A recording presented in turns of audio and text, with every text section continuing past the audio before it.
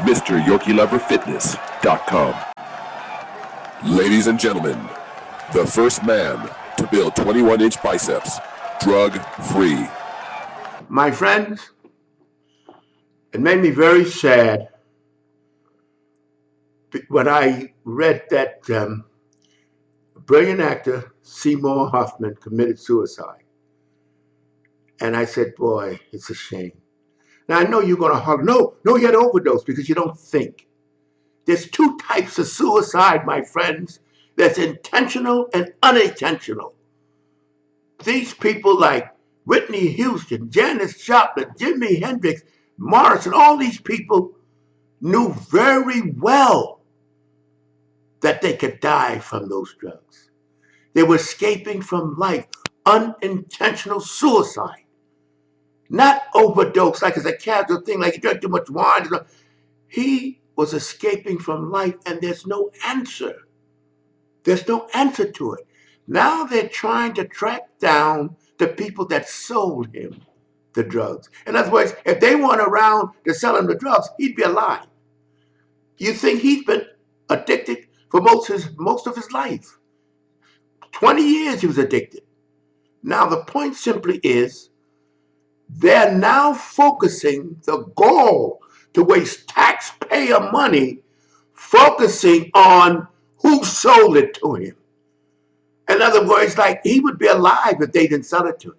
They took him down to this ATM, got the money out of the bank, took him home, gave him the drugs, and maybe help him out to stick it in his arm. Of course not. He seeked them out. They didn't seek him out. And this is what, and you know why I'm talking like I'm talking, my friends?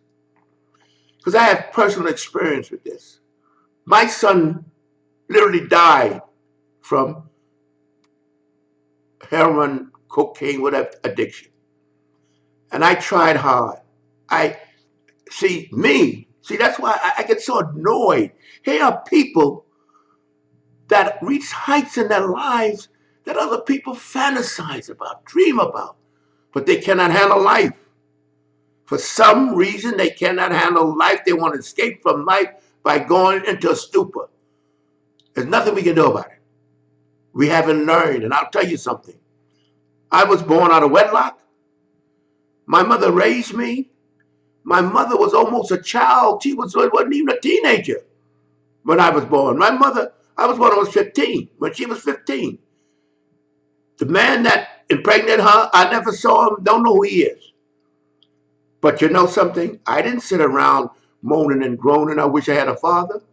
All I want to do is protect my mother. This is something we cannot answer, for God's sake. And stop looking for mental comfort by blaming everybody in the world but yourself. And when I went into business, and I was doing very well, and I got married, I was doing so well, I took my son in, because I had my son with my first wife. And my son started taking drugs before I think he was about 12, 13. I don't know why, and I'll tell you what gets me. I wish he was retarded and not as smart as he was, because then I can make an excuse for what he did. But he was sharp. I wish I was as smart as he was. I'm not the sharpest knife in the drawer, but I'm realistic and practical. I used to look at him in awe how sharp and quick his mind was.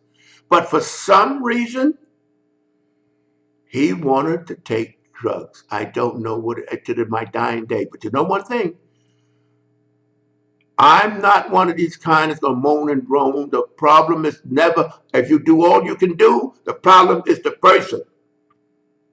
And there's nothing you could do. Well, and anyhow, he was living with me with my second wife, because I had him by my first wife. And we didn't have an acrimonious divorce. It's just that I wanted to move ahead. She was one of those type that wanted to take it easy. It was different. Okay, that's not the point. The point simply is that's what gets me so upset. I experienced that but I know what I had to do. So he was living with me, my second wife, and we were always missing money. She put her wallet down and he was stealing to buy drugs.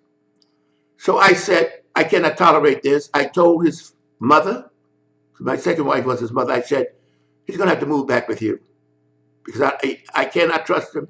He sticks in the house. He steals the money. I cannot trust him. Okay, so he really went downhill. I mean, really went downhill. So I hadn't spoken to him for years. Then he calls me and he said, Dad, I stopped taking drugs and I want to do right. I want to work with you now. And I was a little suspicious. And we sitting in the car and he said, Dad, I'm with you now. I'm going to be a strong man. And I was crying. I said, oh, I always wanted to give a son what I didn't have, a father that was supportive, but it wasn't in him. I got him an apartment, bought him a car, and made him manager. I had 3 stores then, 2 in New York and 1 in Jersey. I made him manager of the main store. What did he do? Gave him the opportunity to get money to go and buy drugs again. And when I got rid of him is when I found out he was stealing me blind. And I remember so plainly when he came to the store with a smile on his face. And I said, Butchie, I called him Butchie's nickname. I said, let me see your keys. He said, why, Dad? Why you want to see my keys? I said, I'm going to change the locks.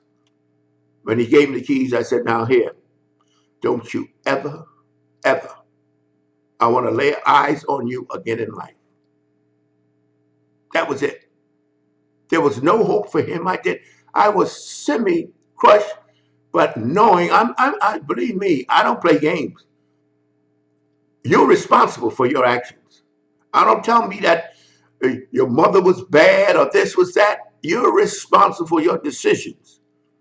And from that day, he left the store until the day he died at a young age from drug overdose. I never spoke to him again in life. Because you see, it hurts me so, because I'll give you the shirt off my back, but don't spit in my face, my friend. I will give you one thing. I have great friends because I'm a giver, not a taker. But I'm not a fool. And when I knew there was no hope for him, when I knew that he was not going to destroy me anymore because he destroyed his grandmother, begging, and it's just something in the mind. And I'll tell you something. I would be happy today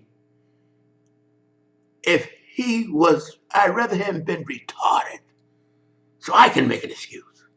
Well, if he wasn't retarded, but it's no excuse.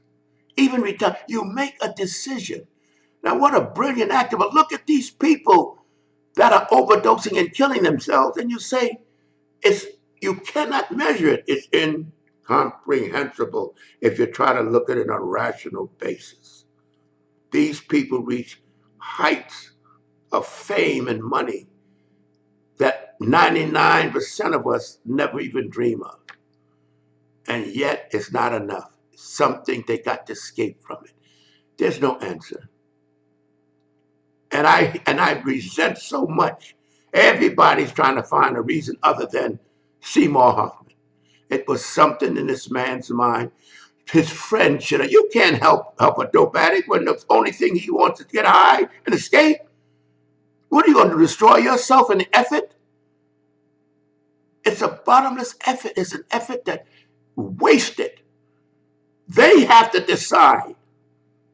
I said before, I made a video, life is decision, and you cannot make it for another person.